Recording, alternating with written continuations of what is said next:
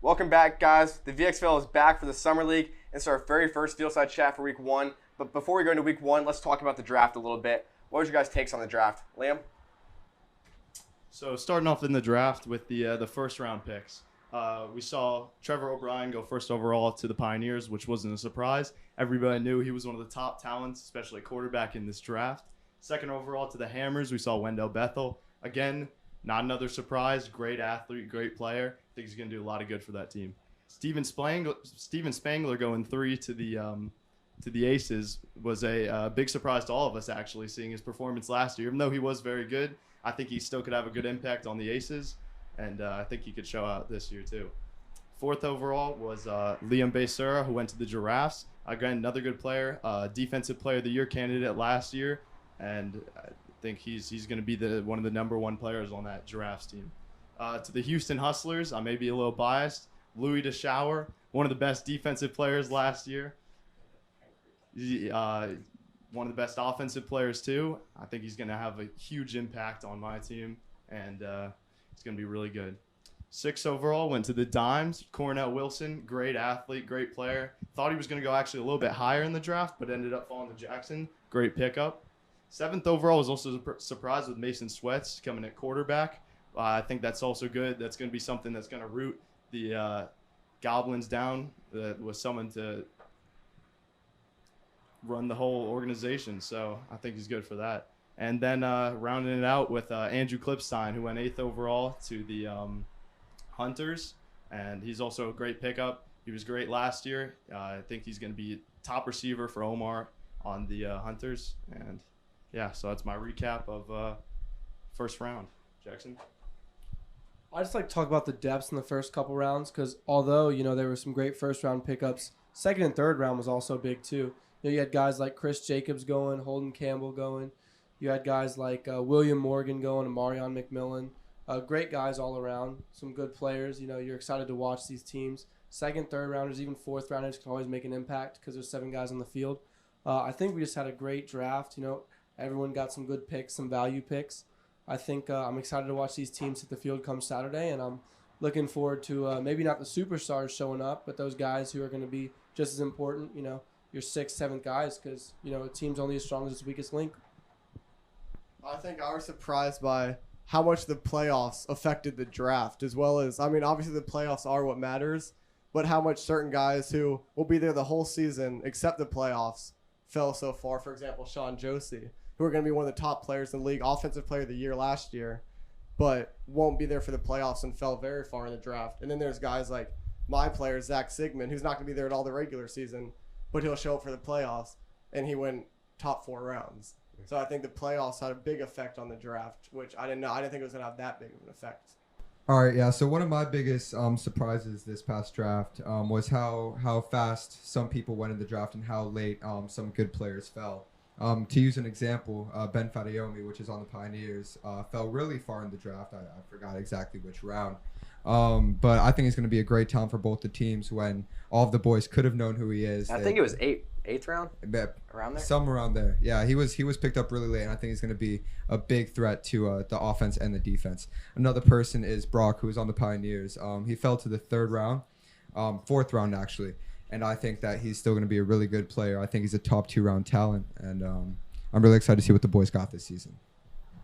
My biggest surprise of the draft was the fact that we had 2 first-rounders from last season fall in the draft. Jordan Gurton, of course, probably isn't going to be able to play a lot this season. And then Michael Gould fell because of some character issues.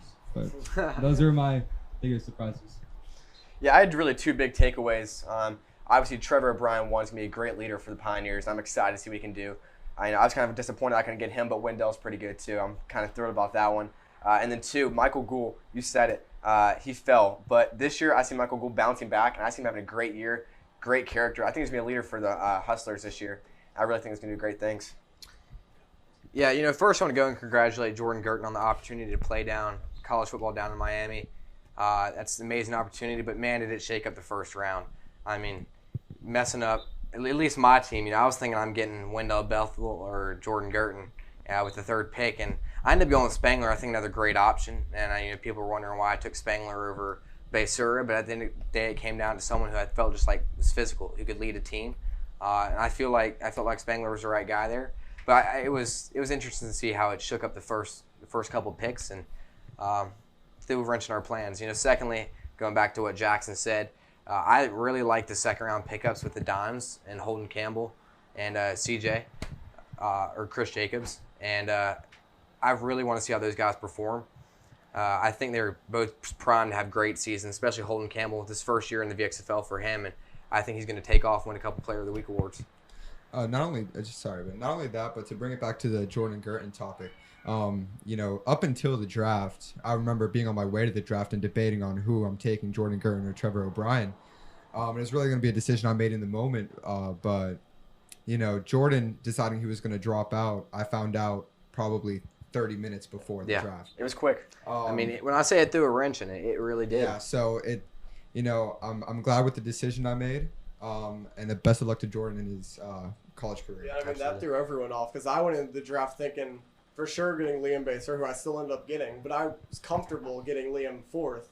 And then I walk in, Jordan drops out. I know you're taking O.B. Wendell. No one knows what's going on at 3. You ended up taking Steven, but I don't know if you were taking Louis, Liam, Steven. I didn't know if I was going to take Louis or Steven. Still got who I wanted, but that threw a big... Yeah. Right. It was chaotic for a while there. Yeah. So now that we got the past behind us and our teams are solid and in place, let's talk about some bold predictions for these teams and players this season. Liam starts off. All right, so I got a bold prediction for this season. It actually has to do with the MVP. And you're going to hear it here first. I think this guy's a great player, even though he wasn't drafted in the top, in the very, very top. He was still drafted pretty high, second round. But Jamie Pribula, he plays offense, he plays defense, he can cover, he can throw, he can play anything on that team. And I think he's a good dark horse candidate for MVP this year. Bold prediction. I think the championship game will not involve a Keen. I think we had a lot of shakeup this year. I think Preston's draft was a little thrown off. I think Wendell, he's going to be great for Peyton, but it might be the only thing he has this season. And I think it's going to be hard for both of them to make it all the way to that championship game. Bold prediction going back to the MVP. I think, like you said, it's going to be a sleeper. I don't think it's going to be one of these top guys. Trevor, I don't want to make them better and make hate on them or anything and make them fuel the fire, but I don't think it's going to be Wendell or any of these top guys. I think Cornell has a very good chance on both sides of the ball to be a big impact player. I think it's going to be someone who steps up on both sides of the ball. Not necessarily. I know Wendell plays everywhere, OB plays everywhere, but I just don't feel like it's going to be one of those top guys. Someone that no one expects. Right.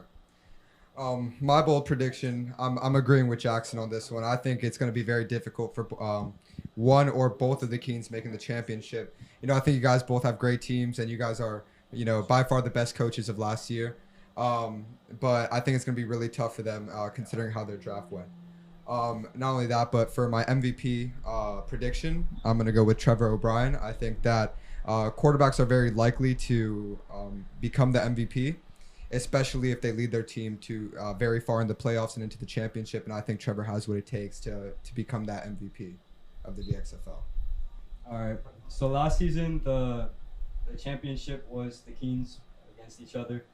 This season, I don't think either of them are going to make it to the championship. That's my Dang, I feel the hate in this room. They're coming for us. I do feel the hate in this room, but it's all right. Start scheduling daily practice and weightlifting to prove us wrong. Wow. Okay. Yeah. My bold prediction. There are a few out there I could go with, but I really think Caleb Herndon. You might not know him a lot, but he's gonna be the new Sean Josie. I think maybe win Offensive Player of the Year, but he's definitely gonna have a big impact. He's small, but he's quick, and he's like a Dylan Goldfarb, like a Sean Josie type player. So watch out for Caleb Herndon. All right, so for my bold prediction, I'm going back to the Dimes. I feel like the Dimes might fall in the same pattern as last year. I feel like they're going to drop 2 games early in the season and maybe look like an underdog, but I feel like they're going to come back extremely strong at the end of the season and make a real push in the playoffs and towards the championship game. We might even see them in that championship game. I feel like they have the power and depth deep in order to do that, and I think they're a team you definitely have to watch out for. But you said you were missing Sean Josie for the first 2 weeks, so I think that could definitely lead towards that a little bit. Yeah, week 1's going to be an uphill battle. I mean, we're missing Sean Josie, Chris Jacobs, and Cornell Wilson. It's going to be hard, but it's also Liam's team, so I don't expect much. I'm excited to go out there, give it my all. It's my first organized game as quarterback ever, so I'm just happy to see what goes down. All right, guys, some of you already touched on it. Let's go to the most prestigious award in the VXFL, the MVP award. Some of y'all talked about it, but just go through who you think has a chance to win it and why. As I said already, dark horse candidate Jamie Perbula. If I had to go for someone who wasn't or who was more well known, I would have to go with Trevor O'Brien, just because his first overall pick. He's got the talent, he's got the arm. Quarterback's more likely to win the award, so that's all I gotta say. I like to shout out my old buddy Michael Gould. I was shocked he went in the third round of the draft. He tanked his numbers at the combine. I really thought fifth, maybe even sixth round was calling his name. And then I got the phone call that Liam took Gould, and that hurt. I was looking to make him a dime again. It threw a wrench in my game plan, but I think with that team, he's going to play really well. He's a great quarterback. He had a couple uphill battles last year, but I think Liam's going to coach him to success. And I think he's going to be a great player and someone to watch out for as a back-to-back MVP candidate, and maybe a possible winner this year. Like Liam, I touched on mine. I think Trevor O'Brien, Wendell Bethel, top two picks have a great chance to win it. But I will say Cornell Wilson. I think he'll have a massive effect on both sides of the ball. He's an athletic guy. Really, he's going to have a big effect, offense, defense, make plays all over the field. And they took him first-round talent. He's one of the most talented guys in the league athletically. Gifted player, plays for the high school. I think he's going to have a huge effect. Yeah, so I might be a little biased in my prediction for MVP. But like I said before, I think it's going to be Trevor O'Brien. I was really looking forward to seeing Trevor O'Brien and Jordan Girton, battle it out on the football field. And I think the MVP was going to be between them two. But to be completely honest with you, I don't think there's anybody in the league that can even match close to the ability that Trevor has at quarterback. Ron Sugarly. And Big trust, woo-woo. And I think because of that, I think Trevor is going to have much success in his ability to play and going to become most valuable player. All right, my top three for the MVP is going to be Marion McMillan, Trevor O'Brien, and Michael Gould. And at the end of it, I think I'm going to give it to Marion McMillan. Ooh, okay. Yeah, my MVP, I think, is going to go to Wendell Bethel. He's the most athletic player in the league by far. He's going to play a big-time role, offense, defense, special teams, you name it, he's going to play it. But don't forget about Liam Basura. He did on defense the whole year last year, but towards the end of the playoffs, in that Wildcat formation we ran, Will, he scored some touchdowns late for us in big-time moments. I think he's going to have an expanded role in the Giraffes, so watch out for Liam Basura. I've got to say, I think it will be someone probably in the quarterback position who at least plays there some. But I think it's got to be a person who does it on both sides of the ball this year, who does it for their team, even if they're not playing quarterback. So I think that lends itself very well to Liam Basura or Wendell Bethel. But I think a big part of it is who shows up, the dedication they have. Jordan Girton last year showed up every week, and that really solidified his campaign as MVP candidate and eventually winning it.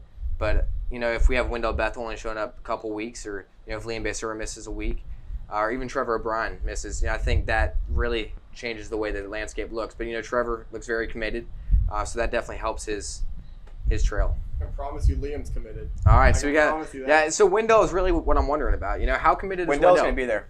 Wendell's going to be there. All right, so I think Wendell has a very, very good shot. He can run the ball. From what I hear, he can throw it, and he'll play some good defense for you.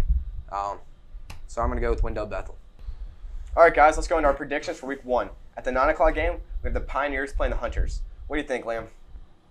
Well, the Hunters don't have a lot of representation here since Omar couldn't make it. And I do think they have a very solid team this year. Andrew Clipstein, Cameron Burns.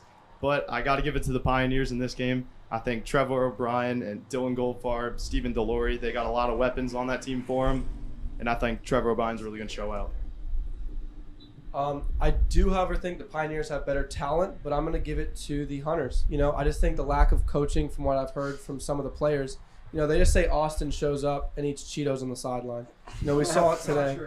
We saw it today, and I just think, Omar's one of the better coaches in the league personally, I think. He played great in the championship game. I think he's going to bring that championship talent to his team, and I think he's going to show up and punch the Pioneers in the mouth early.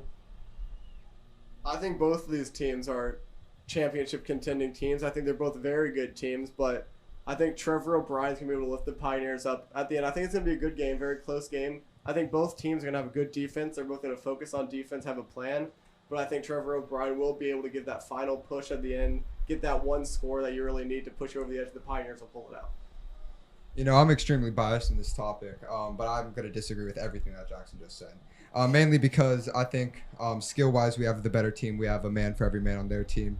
I also think that we're a better practiced and coached team. We've probably the most practiced team in the league. And, you know, we have a game plan ready set for week 1. We have schemes that we want to run on offense and defense. We've taken this thing very seriously, and we have many people in the organization that are very committed to this. So I think with weapons, you know, having Trevor O'Brien out there, having Dylan Goldfarb, having Brock Thomas, having Ben Fadiomi, these guys that people don't necessarily know about, not to mention, you know, the other guys on my team, but these guys that people don't necessarily know about, they're going to show up, they're going to show out, and it's going to be a great game. But at the end of the day, I think the Pioneers are gonna bring it home. Yeah, I'm against some of you guys. I don't think it's going to be a close game at all. I think the Pioneers are going to blow out the Hunters. Yeah. I'll give a score prediction. I'll say 48-20. Oh, Pioneers man. win. I like that. Wow. All right. Wow. Yeah, with Trevor O'Brien, it's hard to match him, but Omar is clutch. He won the championship MVP last year, and he's a good coach. I know that just from talking with him last year in the huddle, he's going to come ready to play.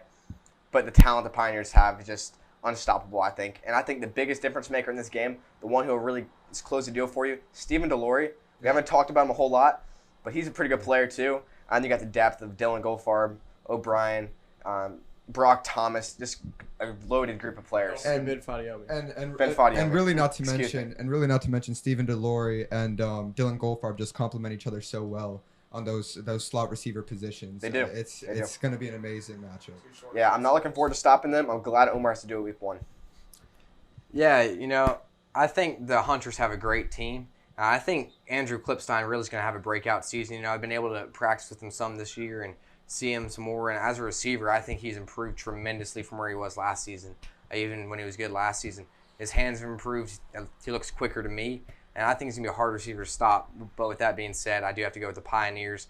And I don't even think it's so much Trevor O'Brien as it's hard to stop Stephen Delory. As he said, that's who I was going to go with and talk about. And, I mean, Trevor definitely helps. When you have a quarterback that can put the ball get the ball to these receivers and put it on the spot, it helps. But like you said, Dylan Goldfarb is a great weapon. I'm excited to see the players I don't know, like Ben Fadiomi. And Brock Thomas, I do know, but I think he'll be a great piece and great weapon. So I'm going to have to go Pioneers here. All right, guys, let's go to the 10:30 game. It is the Keene Bowl with the Aces playing the Hammers. Liam, what do you got? Keene Bowl number 1. Keene Bowls last year were heated. They were always close games. They were always very good games. I think it's going to be the exact same thing this year. I think the teams are really even. You know, I think they're both good, and I think they're both pretty even in talent. But I got to give the slight edge to the Hammers here. I think Jamie Prabula, Wendell Bethel, and Peyton Keene himself. You know, I mean, I know both the twins always are very physical too in the game. They both play very well, so I think it's gonna be a close game. But I'm gonna give the slight edge, 27-26. Ooh. I think it's going to be a great game as well. However, I do think, you know, Wendell is just going to be out there, and he's just a varsity level quarterback and wide receiver. He's done it before. He's going to do it again. You know, he's good in high pressure situations. I, however, don't think there's going to be any punches thrown this year. No, there won't. There won't. A great improvement. And I do think the Hammers just have the talent and they have the nerves. They've been here before, and I think after how he coached the Cox last year. You cutting that out? No Cox. No Cox. After how he coached his team last year to the championship, I think he's got what it takes to do it again this year in Keene Bowl number 1. I think, like we mentioned earlier, both of you guys, you were in the championship for a reason last season. You're probably the 2 best coaches, experienced for a year, know what you're doing. You guys both have pretty good teams. But I think week 1, you're not all together yet. It's going to rely a lot on skill, I think, for week 1, Wendell Bethel. And I think I have to give this slight edge to the Hammers on skill. I think they'll be able to pull it out with Wendell Bethel. But that second matchup later in the year, I think could go either way. But week 1, I think, as you haven't established everything on the team yet, I have to give it to the Hammers. Yeah, so I'm really excited for this matchup. You know, Keene Bowl, first one of the season, and I'm really looking forward to it. And I agree with these guys saying it's going to be a really good game. And, you know, last year all the games were really close and it was really competitive. I don't think that's going to be the case for this first game. I really think that, you know, the Hammers are going to win clear. And I'm a fan of the Aces. I love the Aces. I was an Ace before. I see you going backstabbing your old organization. But if I'm being completely honest, I played for Preston. He's a great coach. I haven't played for Peyton, but I've heard many things about the coaching.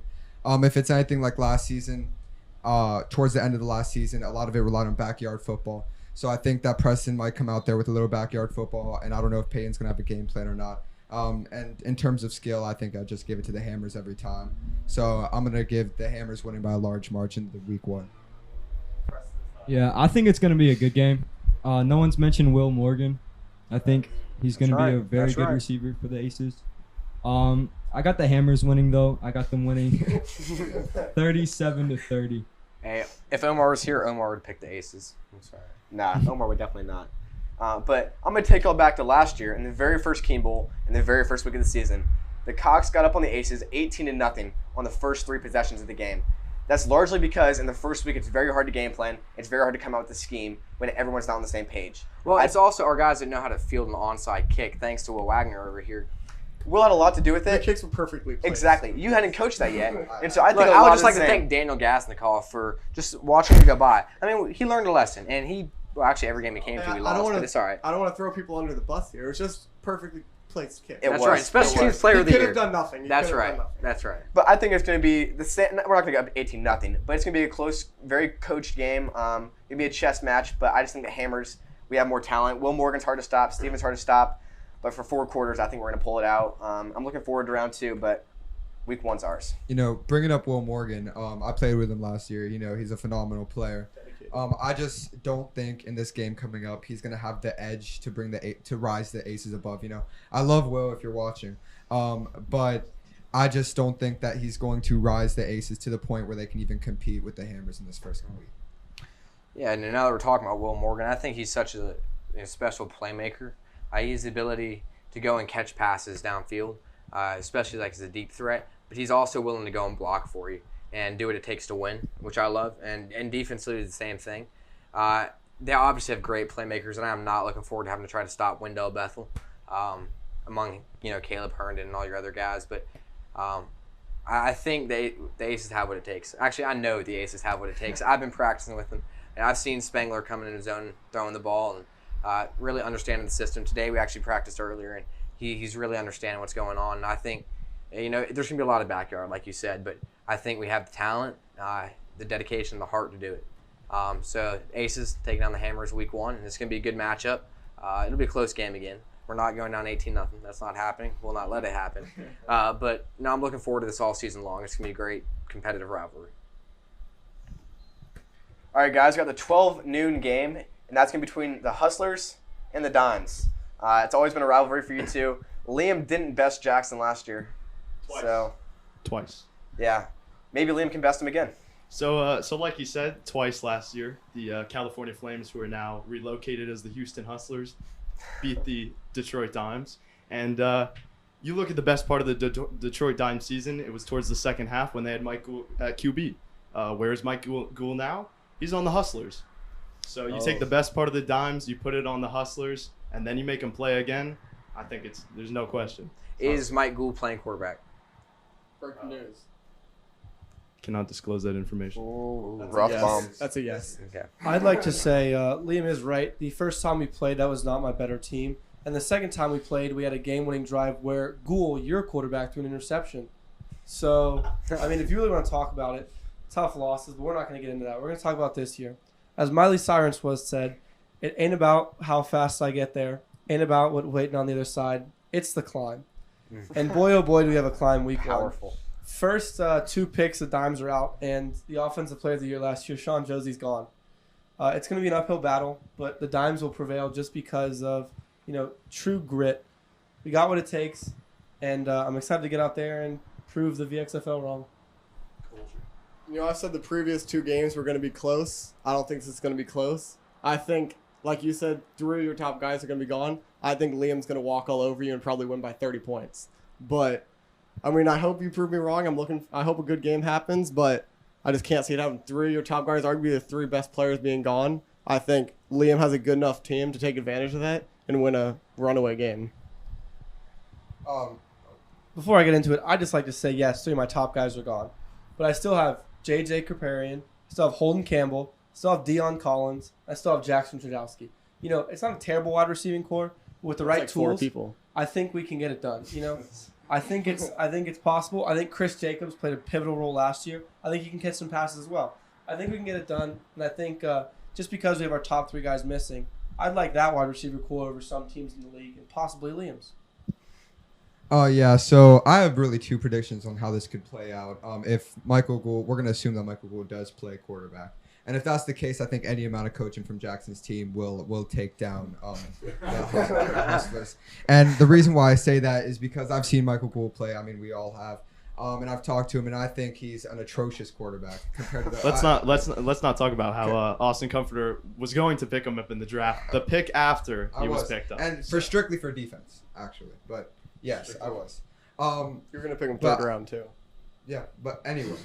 I do think that Jackson, with any amount of coaching, bringing in decent defensive schemes and rushing Michael Gould, he's going to crack under pressure, and it's going to be a very low-scoring game. I'm personally going to give this one to the Dimes because I think that they're going to do short game all the way down the field, score a touchdown, and lock up Michael Gould the whole time, and he's not going to be able to do anything. I think even with the Dimes missing their best players, I think it's still going to be a really tight game. It's going to go down to the wire. I'm going to give it to the Hustlers 23-20. Yeah, last year Liam started off awful against the Slugs. I think he's going to rebound pretty good this year. It definitely helps the Jacksons. Really top 3 guys are out. I think Michael Gould's going to run around pretty well in defense, make some plays. But don't just oversee the Dimes making a big comeback late in the season. Once these top 3 guys return, they're really going to be a force to be reckoned with. But week 1, I think Liam's going to pull it out, and the Hustlers are going to win. I'm not going to say huge, but I'm going to say by 10 points. Yeah, I would say it's definitely going to be a tough week to open for the Dimes, being down 3 great players. But I don't think the Hustlers can overlook him by any means. Like you said, you still have great playmakers. I mean, J.J. Kaparian, guy we haven't really talked about yet, but I really think he could have an impact on your team this season. Very athletic kid. And then, but Liam, your team, you guys have some talent, and I think week 1 you guys get the best of the Dimes. But I think Michael Gould is the hinge on whether you guys do perform well and beat him, or you guys could possibly drop an easy game y'all should win. So Michael Gould, his behavior, his discipline at quarterback especially, if that's where he's going to play. And Are you calling it a bye week? I am not calling anything a bye week anymore. Bye weeks don't exist. I'm not calling it that. I really think Michael Gould is a deciding factor in the game. If he plays smart football and as a good team player, I think that's a real key, being a team player this year. Then I think the Hustlers come away with a W. And I think athletically, Michael is a great player. Oh, absolutely. I just don't believe he has what it takes to really bring the Hustlers up. And the reason I say that is because I know Michael. I'm friends with Michael. I just really don't see him having a positive impact on the Hustlers just because of his discipline and how he thinks he runs the team, which he's told me multiple times he runs that team. I don't know how you feel about that statement, but I just don't think addressing that statement, that is not the case at all. He's just telling him that to. The coach would say that, yes. Well, I mean, because I would know, but Mike Gould, the biggest thing with Mike Gould has been, his how well he's going to work with the team and how well he's going to want to play, and that's what everyone's wondering. That's what everyone wants to know, and I can assure you now, he wants to play, and he plays just as well as everyone else. He's just as committed as everybody else. Everyone's overreacting a little bit. But, last year we saw 2 different Michael Goulds. The Michael Gould with the Gunslingers and the Michael Gould with the Dimes. I think we see the Michael Gould with the Dimes who almost won an MVP.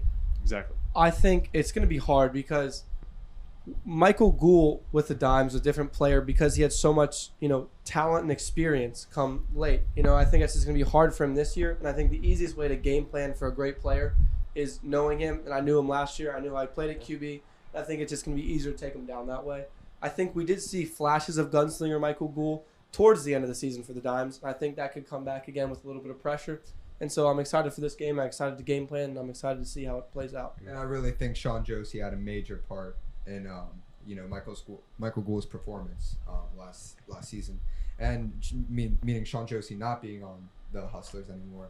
I don't know how that's going to affect him. I don't know what playmakers you have. I don't know your playmakers. But I'm excited to see how the game turns out.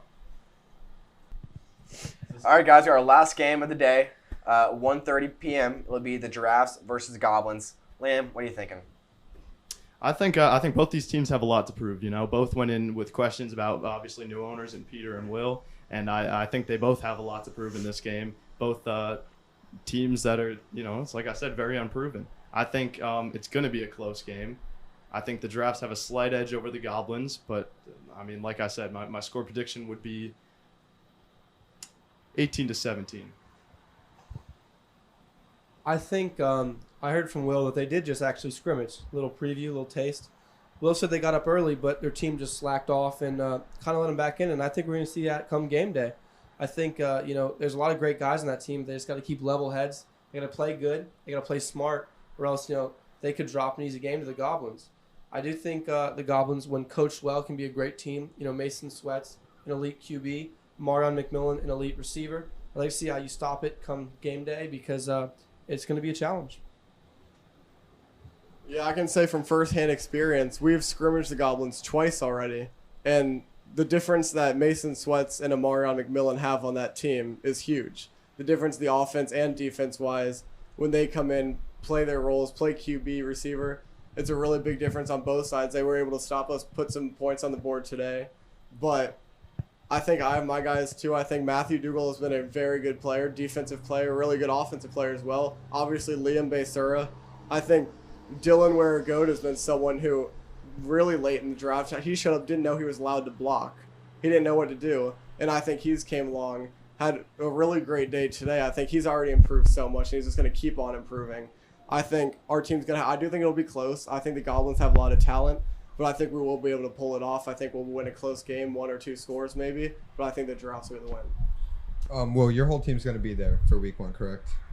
Ryan Shrigley and Zach Sigmund will not be there. Will not be there. Will not. All right. Well, Everyone I think that has a massive, that plays a massive factor in the likelihood of the Giraffes winning. If Ryan Shrigley and Zach Sigmund were to be there, I think it would be a runaway for the Giraffes. I do think the Goblins have a great team, but since he's missing those 2 star players, are you missing anybody, Peter? Not that I know of. If Mason Sweats and Amari McMillan decide to show up, I do think it's going to be a very tight game. I am going to give it to the Giraffes just because I think Will is not going to let his team slack off, especially in that game. He might have let them slack off, might have let them play around in the scrimmage, but it's not going to be like that come game day. I know Will. He's one of the most competitive guys I know besides the Keens. And I think I can pass them in that. I think it's going to be a great game, but at the end of the day, I think it's going to go to the Giraffes. All right. Well, I think it's obvious I'm going to pick my own team. I see it going very close in the first half. Very low scoring game in the first half, but I think in the second half we're going to pull ahead. I think we're going to win by 20 plus. Ooh. Wow, big score right there. I don't know about 20 plus. I'll get that video and But- I'll use that after. That's going to be a meme. That's going to be a meme. It's going to be a Giraffes I don't know. VXFL meme. Hey, later. Peter's team's looking good with Mason Sweats and Amarion McMillan. It's a hard combination to stop. And I really think that Ryan Shrigley and Zach Sigmund not being able to make it, the offense is going to sputter, especially the first half, before Liam Basura takes control of that team. And I think they're going to pull it out late. Close game. I'm thinking like 21-20. But I had the Giraffes week 1. But down the stretch, once Mason and Amarion figure it out, man, it's going to be dangerous to watch.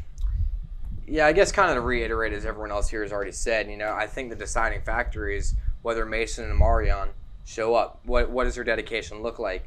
I think they are the key factors to the Goblins winning this year. Mason is obviously a great QB, and I think he could be a possible MVP candidate towards the end of the year, especially hooking up with Amarion McMillan as the receiver. However, week 1, I do think the Giraffes, I'm really excited to see Liam Basura in his role, even without Sigmund, who, big man year last year, but also he can catch some passes. He can run a little bit, so that hurts a little bit. But I think the Giraffes have what it takes to pull it out. I do think it'll be close, at least for the first half, and it'll be within 10 to 15 points at the end. But I think they win with a safe margin, and I think Liam Basura is a big factor in that. I don't know exactly where you plan to play him, but at quarterback, everywhere. So that's scary. But I know last year trying to stop him in the championship game was a tough task, and he's just such an athletic kid, and it's fun to watch when the ball's in his hands. And I'll give a shout out to one of Peter's guys who I think no one has talked about, no one's mentioned it. I don't think people even mentioned him in the draft, but scrimmaging the twice is Ralph Lynch. who I think yeah. one of my good friends, but I honestly didn't expect him to be as good as he is at the game of football. He's been a very good player, very good weapon that you have that I don't think expecting. Stephen Kehoe, I'm not sure if he's going to be there. But even without him, Ralph has been very good. Another weapon that I don't think anyone saw coming that's going to really, we got the plan for. For sure. Absolutely. I think what the biggest thing it's going to boil down to, like people said, is Amarion and Mason Sweats, if they're going to be there or not. And honestly, I played with Amarion last year. He's a great player. I just know when the Aces were the best team in the league at the time with the best record, there was many games he wasn't there. And I couldn't imagine him being there more if the team is not as good. So, if the Goblins come up with this win, I could see him coming up, but who knows what their dedication is going to look like. That's a good point. Well, we hope to see you out there, Mason and Amarion, because you can play a big role this week. I'm looking forward to that matchup. All right, guys, that'll do it for our very first Fieldside chat. If you come out and watch with us this Saturday, we'll have food, we'll have games on the sideline, raffles. It's going to be a great atmosphere. If you can't join us, though, watch the live stream. It will be streamed. Yeah, guys, we're looking forward to it. But we want to thank some very special sponsors who made this happen. Cafe 66 especially. They were one of our very first sponsors in the beginning. Thank you. We really appreciate the support. Yeah, bring Best your family. Wings in Vero. Yeah, what's that? Best wings in Vero. That Cafe 66. Go visit them out over on US 1, just past 8th Street on your right-hand side, heading south. Really great restaurant. Great food, I service. think we had a meeting there. It's really great food, great service, great people. But hey, it's Saturday morning. Bring out friends, bring out family. It's gonna be a great atmosphere. I'm excited to play this season. All right, guys. See you week 1.